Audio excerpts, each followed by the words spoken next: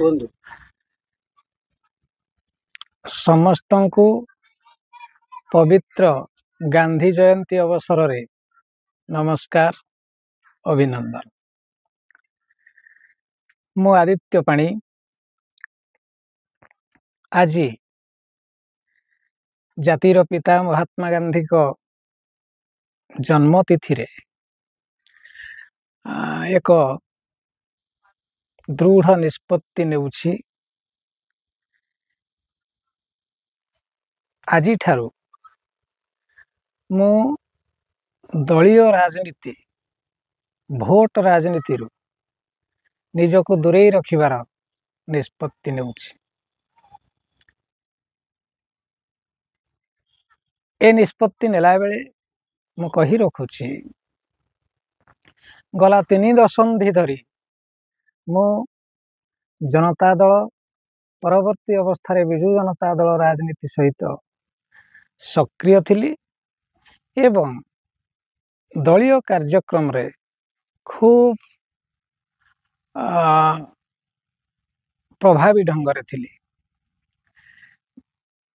ମୋର ଏ ନିଷ୍ପତ୍ତି ହୁଏତ 3 ଦଶନ୍ଧି ଧରି ମୋ ସହିତ ଯେଉଁମାନେ ସାମାଜିକ ରାଜନୈତିକ କ୍ଷେତ୍ରରେ କାମ କରିଛନ୍ତି ସେମାନଙ୍କୁ ବ୍ୟସ୍ତ କରିଦେଇପାରେ, ବିବ୍ରତ କରିଦେଇପାରେ, କିନ୍ତୁ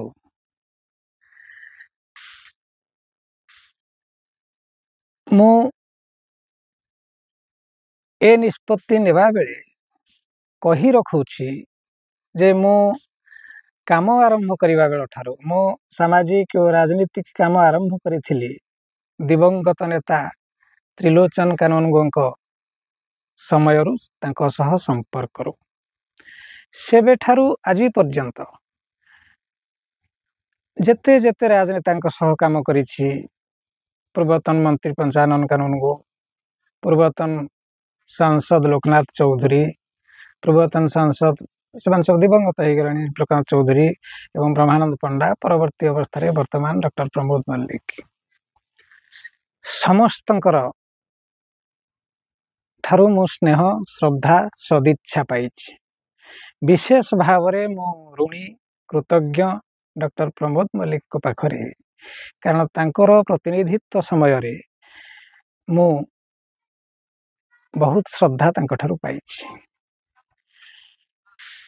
ମୁଁ ଏଇ ନିଷ୍ପତ୍ତି ନେଲା ବେଳେ କେହି କେହି ଭାବି ପାରନ୍ତି, ବିଭିନ୍ନ ପ୍ରକାର ମତ ମନ୍ତବ୍ୟ ଆସିପାରେ ଯେ ସମସ୍ତ କ୍ଷମତା ଉପଭୋଗ କରିସାରିବା ପରେ ଦଳର ଦୁର୍ଦ୍ଦିନରେ ଆଜି ଦଳୀୟ ରାଜନୀତିରୁ ହେଉଛି, ସେହି ସମୟରେ ପ୍ରତ୍ୟେକ ରାଜନୈତିକ ଦଳର ମୁଁ ସମର୍ଥନ ଚାହିଁବି, ପ୍ରତ୍ୟେକ ରାଜନୈତିକ କର୍ମୀମାନଙ୍କ ସହିତ ମୁଁ ସମ୍ପର୍କ, ପ୍ରତ୍ୟେକ ଦଳର ସମସ୍ତଙ୍କର ସହଯୋଗ ଲୋଡ଼ିବି ଏବଂ ସମସ୍ତେ ଏକ ମିଳିମିଶି ଗୋଟେ ଭଲ ପରିବେଶ ଭିତରେ ଅଞ୍ଚଳକୁ, ସମାଜକୁ ଦେଖିବା ପ୍ରତିଟି ରାଜନୈତିକ ଦଳର ଏହା ମଧ୍ୟ ଧର୍ମ ହେଉ, ଧ୍ୟେୟ ହେବା ଉଚିତ ମଧ୍ୟ, ଏବଂ ସେଇଥିପାଇଁ କି ମୁଁ ମୋ ସୀମିତ ଶକ୍ତିରେ କାମ ଆରମ୍ଭ କରିବି।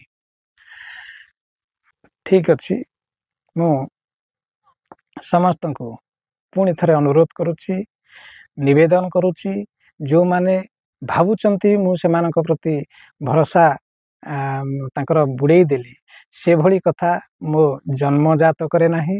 ସମସ୍ତଙ୍କୁ ମୁଁ ଅନୁରୋଧ କରୁଛି, ଆସନ୍ତୁ ମିଳିମିଶି ସମସ୍ତେ ଗୋଟେ ଭିନ୍ନ ସମାଜ ପାଇଁ କାମ କରିବା। କେତେ ଦୂର ଆମେ ସଫଳ ହେବା ତାହା ଭିନ୍ନ କଥା, ଯେ ନିରପେକ୍ଷ ଭାବରେ କିଭଳି କାର୍ଯ୍ୟ କରାଯାଏ ସେଥିପାଇଁ ଆମେ ଟିକେ ଯତ୍ନବାନ ହେବା। ଆଜି ପବିତ୍ର ଗାନ୍ଧୀ ଜୟନ୍ତୀରେ ମୁଁ ପୁଣି ଥରେ ମୋ ମନ୍ତବ୍ୟକୁ ଦୋହରେଇ ଆପଣଙ୍କ ଠାରୁ ଯଦି କାହା ମନରେ କଷ୍ଟ ଦେଉଥାଏ ସେଥିପାଇଁ କ୍ଷମା ଚାହିଁ ରହୁଛି।